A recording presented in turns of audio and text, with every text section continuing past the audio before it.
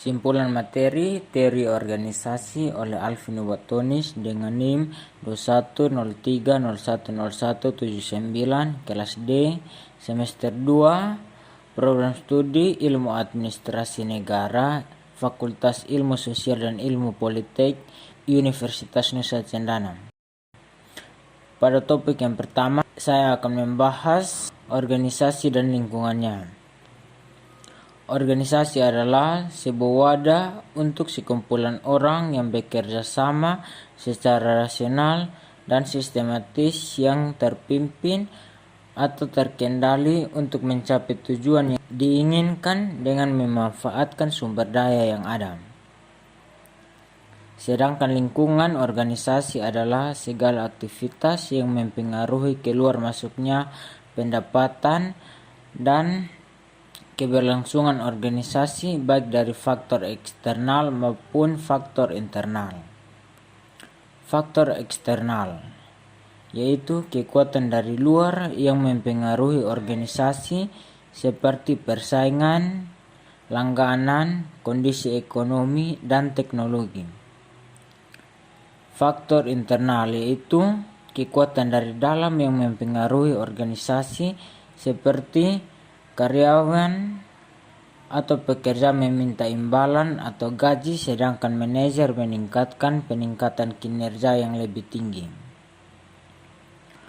Hubungan organisasi dan lingkungan sangat dipengaruhi oleh lingkungan di mana hubungan organisasi dan lingkungannya.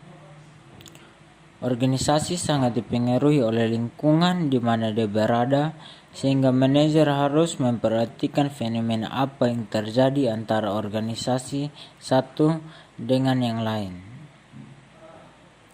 Topik yang kedua, perubahan organisasi.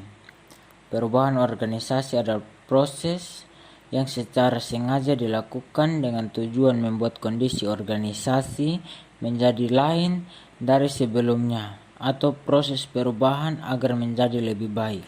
Jenis perubahan organisasi. Yang pertama, perubahan tidak terencana yang bersifat spontan tanpa adanya usaha dari agen perubahan.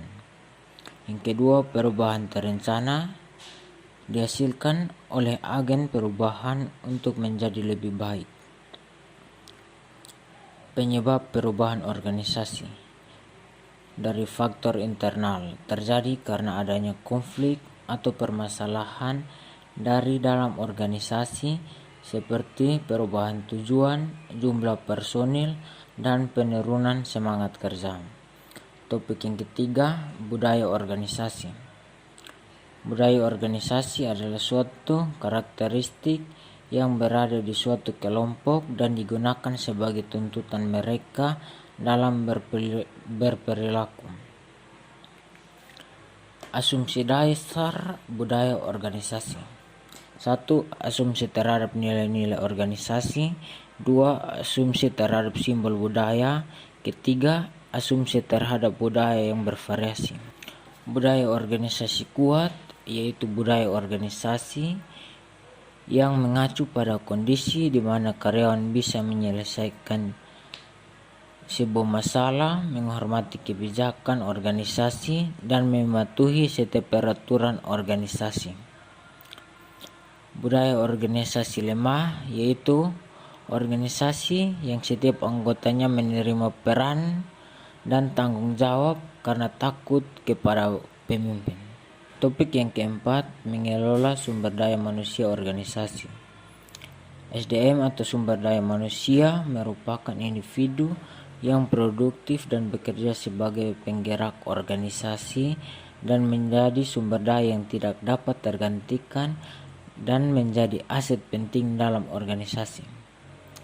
Strategi sumber daya manusia organisasi merupakan kebijakan pengelolaan karyawan yang diintegrasikan dengan strategi organisasi dan digunakan untuk mendorong budaya organisasi agar karyawan memiliki nilai dan menjadi sumber keunggulan persaingan dalam berorganisasi. Yang berikut fungsi sumber daya manusia organisasi. Sebagai berikut fungsi sumber daya manusia organisasi sebagai penghasil barang atau jasa dalam suatu perusahaan atau organisasi. Topik yang kelima, kelompok dan komite dalam organisasi. Kelompok adalah sekumpulan orang yang mempunyai tujuan bersama yang berintegrasikan suatu dengan yang lain untuk mencapai tujuan bersama. Komite adalah organisasi di mana tugas kepemimpinan dan tugas tertentu dilakukan secara kolektif oleh sekumpulan orang. Jenis-jenis komite. Yang pertama, komite eksekutif. Yang kedua, komite staf. Yang ketiga, komite bersifat formal. Yang keempat, komite bersifat informal. Yang kelima, komite bersifat permanen. Yang keenam, komite bersifat temporer. Sekian kesimpulan dari saya. Terima kasih.